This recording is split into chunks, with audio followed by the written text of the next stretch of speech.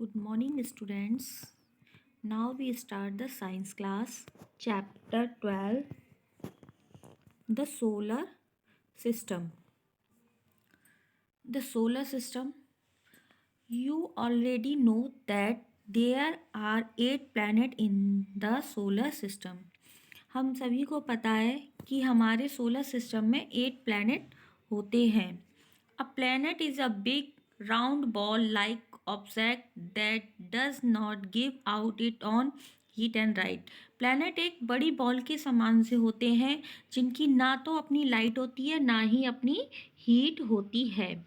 It move around a stars. वो क्या है, एक स्टार की तरह घूमते हैं. The 8 planet in a solar system move around the sun. यानी कि एक स्टार के अराउंड घूमते हैं और 8 planet in the solar system move around the sun. और जो 8 प्लैनेट हैं वो किसके अराउंड घूमते हैं, सन के अराउंड घूमते हैं.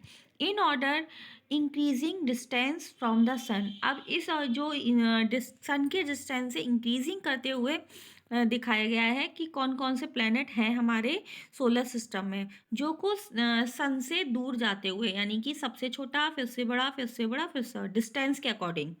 Mercury, Venus, Earth, Mars, Jupiter, Saturn, Uranus and Neptune. 6 of these planets have smaller objects that move around them.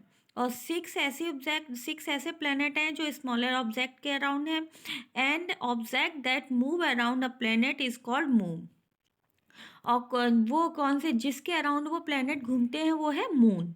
The earth has one moon. और अर्थ के क्या है, अर्थ का एक ही मून है.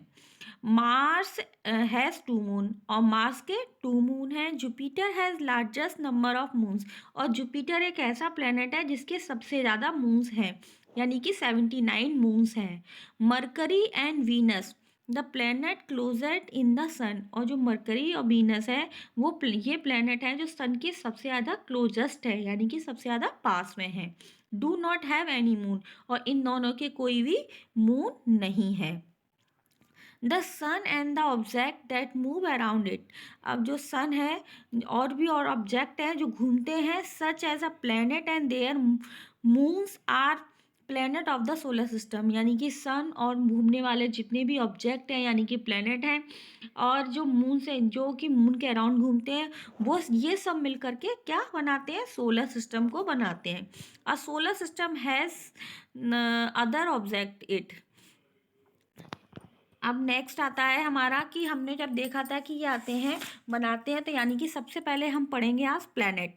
प्लैनेट के बारे में है Mercury, Venus, Earth, Mars are closer to the sun. हमने बताया था कि Mercury, Venus, Earth and Mars ये सन के सबसे ज़्यादा क्लोजर हैं, यानी कि सबसे ज़्यादा पास हैं planet. They are called the inner planet. इसीलिए इनको हम क्या कहते हैं, इनर प्लैनेट कहते हैं. They are found of rocks and iron. और ये कैसे किसके मिले हुए हैं, रॉक्स एंड आयरन से मिलते हुए बने हुए हैं. Only the earth has water on it. और यानी कि जो प्लैनेट है मरकरी, वीनस, अर्थ और मार्स, अर्थ एंड मार्स यही है जो कि इनर प्लैनेट हैं. और ये इनके पास हमें क्या मिलता है, रॉक्स एंड आयरन मिलते हैं. ओनली अर्थ एक ऐसा प्लैनेट है जिस पर कि वाटर मिलता है.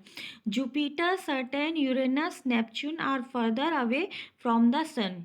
और जो जुपिटर, सैटर्न, यूरेनस, नेपच्यून ये सन से सबसे दूर हैं, इसीलिए इनको हम आउटर प्लैनेट कहते हैं. यानी कि प्लैनेट को हमने 2 टाइप में डिवाइड किया है, inner planet and outer planet. They are very cold curtain frozen gas. और ये जो यूरेनस, नेपच्यून ये प्लैनेट हैं, ये क्या है, ये सबसे ज़्यादा ठंडे हैं और इनमें फ्रोजन गैस मिलती है. Mercury the smallest planet in nearest to the sun. Mercury सबसे छोटा और सन के नियरेस्ट प्लैनेट है. It is very hot during the day. ये दिन में सबसे ज़्यादा गर्म and very cold in at night. और रात में सबसे ज़्यादा ठंडा होता है. There is very little air around the Mercury. और मरकरी के अराउंड बहुत ही कम एयर है. It has no moon. और इसका कोई मून नहीं होता है. Venus. Venus is the hottest planet. Venus एक सबसे ज़्यादा गर्म प्लैनेट है. It shine the brightest among all planet, जितने भी प्लैनेट हैं उनमें सबसे ज़्यादा ब्राइटेस्ट है ये। It is often called the morning star, इसीलिए हम इसे क्या कहते हैं, मॉर्निंग स्टार और इवनिंग स्टार भी कहते हैं। As it can be seen in the morning and evening, क्यों क्यों कहते हैं, क्योंकि ये मॉर्निंग या इवनिंग को ही दिखाई देता है। Venus also does not have any moon, और वीनस का भी कोई मून नहीं है। Earth, Earth is the only planet that known as have a life, Earth ही एक ऐसा प्लैनेट है जिस पर लाइफ है। This is because the temperature is neither too hot और नॉट अ टू कोल्ड। और क्यों, इसका कारण क्या है, इसका कारण ये है यहाँ का टेम्परेचर ना तो ज़्यादा गर्म है और ना ही ज़्यादा ठंडा है, यानी कि नॉर्मल टेम्परेचर रहता है। It has water, is surrounded by the air containing oxygen, और क्या है, इसमें वाटर है और जो सराउंडिंग एयर, इसके सराउंडिंग में एयर है उसमें ऑक्सीजन है। इट हैज़ वन मून, और इसका एक मून है। Mars, Mars is known as red planet, Mars को हम क्या कहते हैं, रेड प्लैनेट के नाम से भी जानते हैं। इट अपीयर रेड, ये हमें रेड दिखाई देता है, क्यों, its surface is covered with a red dust, ये हमें रेड क्यों दिखाई देता है, क्योंकि इसके जो सरफेस है ये पूरा रेड डस्ट यानी कि लाल वाली जो डस्ट है उससे कवर्ड किया हुआ है। इट हैज़ टू मून्स, और इसके दो मून्स हैं। Jupiter is the largest, Jupiter सबसे बड़ा प्लैनेट है। Jupiter has a large red spot, और जुपिटर पर जो इसकी सरफेस है उस पर रेड स्पॉट्स दिखाई देते हैं। Scientist say that the spot is actually a storm, ये साइंटिस्ट लोग कहते हैं जो स्पॉट हमें दिखाई देते हैं वो स्टॉर्म के कारण दिखाई देते हैं, which has been blowing on the surface, जो कि उसकी सरफेस पे ब्लो करती है, of a Jupiter in a year, यानी कि जो ईयर्स में जो स्टॉर्म से बिलोंग कर रहे थे, यानी कि जो तूफान आते हैं उसकी वजह से हमें इसमें रेड स्पॉट्स दिखाई देते हैं। इट हैज़ 79 मून्स, इसके कितने मून्स हैं, 79 मून्स हैं।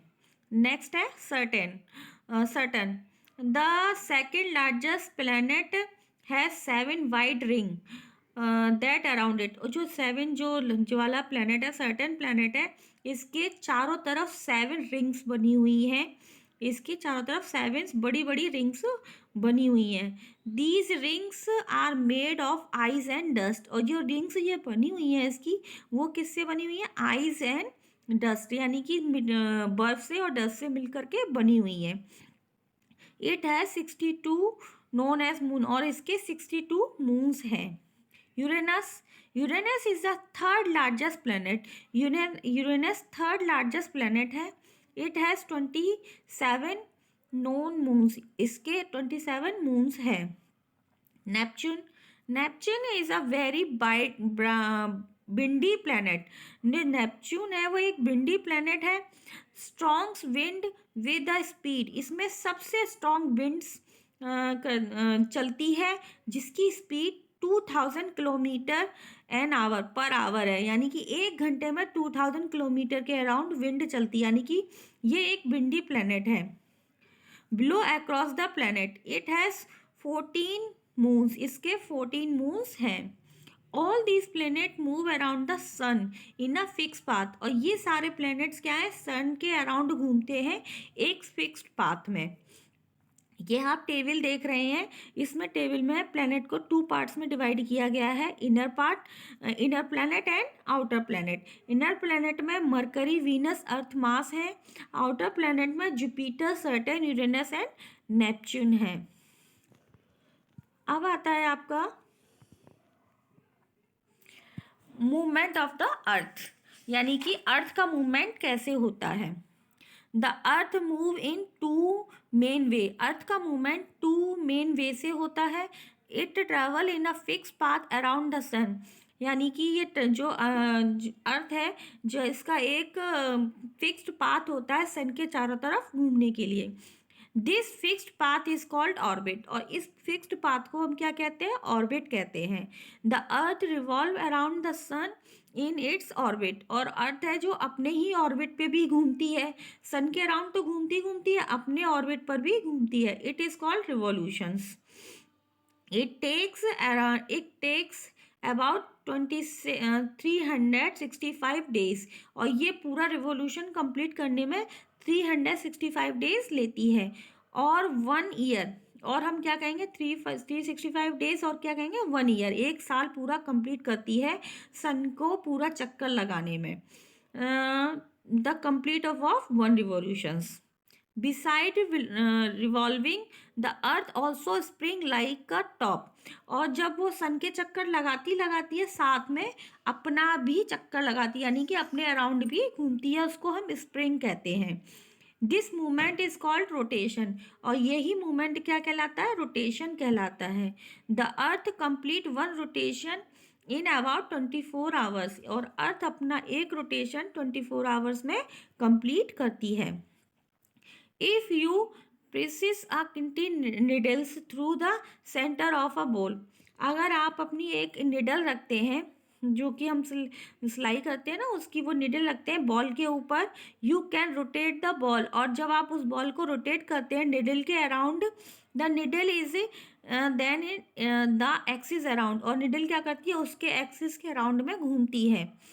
Around this is called the ball rotation, और वो क्या कहलाता है? बॉल का रोटेशन कहलाता है। Even if you are remove the needle, अगर आप निडल को निकाल देते हैं, the ball can still be rotated around the same axis, और फिर भी वो जो बॉल है वो भी रोटेट करती रहती है अपने एक्सिस पर। Similarly the earth rotate around an axis, इसी टाइप से अर्थ का रोटेशन होता है पासिंग थ्रू इट्स सेंटर पर। From the north pole to south pole, इसका रोटेशन नॉर्थ पोल से साउथ पोल की तरफ होता है। Of course there is no needle going through the earth, it axis is imaginary line, इसमें कोई किडनी निडल नहीं होती है, पर इसको हम अमेजिंग करते हैं। इसमें हम क्या कहते हैं? इस एक्सिस में इमेजनरी लाइन को हम कर देते हैं, उसमें एक इमेजनरी लाइन होती है।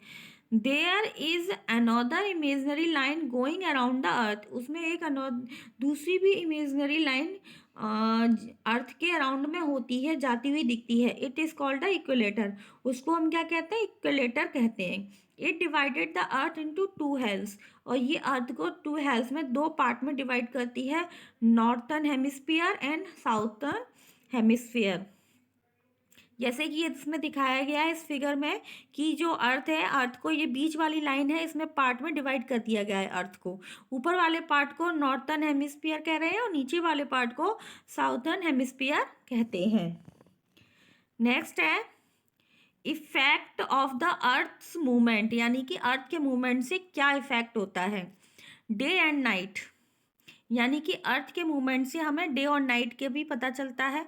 जैसे कि देखिए अब हम जानेंगे the rotation of the earth causes day and night, यानी कि अर्थ के रोटेशन से हमें क्या मिलता है? डे एंड नाइट मिलता है। Only 1/2 of the Earth which is facing the sun, यानी कि आधा पार्ट जो सन की तरफ होता है, is it right a 1 time, यानी कि आधे टाइम में तो सन की तरफ उसका फेस होता है, आधे टाइम उसका फेस बैक साइड पर होता है। और the other half which have from the sun in darkness, यानी कि सन के बैक साइड पर होता है या डार्कनेस साइड पर होता है। एज द अर्थ रोटेट, जब अर्थ रोटेट करती है, different places move in and out of the sunlight, यानी कि जब वो रोटेट करती है तो जो फेस सन के तरफ होता है उधर डे हो जाता है, और जो सन के बैक साइड पर होता है वो उधर नाइट हो जाती है। This is called the day and night. When it is daytime on the one side of the earth, it is night time on the other side. And America में in on the opposite sides of India, America है वो India के just opposite side पर है। When it is the day, अगर India में day हो रहा है तो अमेरिका में क्या होगा? नाइट होगी। Therefore different areas on the earth will have different time of any movement. अब जो इंडिया के डिफरेंट टाइप्स उसमें होते हैं तो अर्थ का रोटेशन भी उसी के अकॉर्डिंग रहता है, यानी कि इसमें earth of effects of movement में हम पता करेंगे, effects of the earth's movement में पता करते हैं कि जैसे जैसे अर्थ का मूवमेंट होता है उससे हमें डे और नाइट का पता चलता है। नेक्स्ट आता है द सीजन। सीजन यानी कि सीजन कैसे हमें पता चलते हैं कि ये सीजन चेंज हो रहे हैं। यू नो दैट, हमें पता है कि it is warmer in summer than in winter, यानी कि समर सीजन में गर्मी होती है और विंटर सीजन में ठंड होती है। Day are longer in summer than in winter, और जो समर सीजन के दिन होते हैं वो विंटर सीजन के कंपैरिजन में बड़े होते हैं। This happens because of the revolutions of the अर्थ, ये किसके कारण होता है? रिवोल्यूशंस ऑफ द अर्थ के कारण होता है, जो कि अर्थ सन के अराउंड में चक्कर लगाती है। लेट्स बी सी, अब हम इसके अकॉर्डिंग देखेंगे। देख, इस फिगर में हम देख रहे हैं कि सन, बीच में सन है और इधर अर्थ क्या है? रिवॉल्यूट कर रही है, यानी कि सन, उसका सन का चक्कर लगा रही है। तो इसमें हम देखेंगे while revolving around the sun, जब सन का चक्कर लगाती है the Earth is tilted to one side, यानी कि उसका वन साइड उसके अर्थ की तरफ ही सन की तरफ होता है। We say that is tilted on its axis, और वो अपने एक्सिस पे भी घूमती है। You can see clearly then when the north pole end is tilted towards the sun, जब उसका नॉर्थ पोल सन की साइड पर होता है, the south pole is tilted to the sun, और जब कभी उसका साउथ पोल भी होता है उसकी साइड, सन की side, when and when the south pole as is tilted towards the sun, the north pole and भी tilted from the its, the half of the earth that tilt towards the sun get longer hours of the sunshine and the summer, जो हिस्सा सन की तरफ होता है उधर उधर summer season हो जाता है, और जो हिस्सा सन के अपोजिट साइड में होता है उधर विंटर सीजन हो जाता है। The half that have larger on the sign and winter when the north hemisphere है समर, और जो नॉर्थ पोर्शन है वो हमारा हाफ, जो अर्थ का हाफ वाला हाफ पार्ट है, यानी कि नॉर्थ वाला पार्ट है, and south hemisphere is winter, इसीलिए नॉर्थ वाले पार्ट में समर होता है, साउथ वाले पार्ट में विंटर होता है। And when the north hemisphere has winter, the southern hemisphere is summer, so when it is summer in India, in winter in Australia, इसी प्रकार से हम कह सकते हैं कि इंडिया में समर सीजन होता है और ऑस्ट्रेलिया में विंटर सीजन होता है। द पोल्स, अब आता है पोल्स का।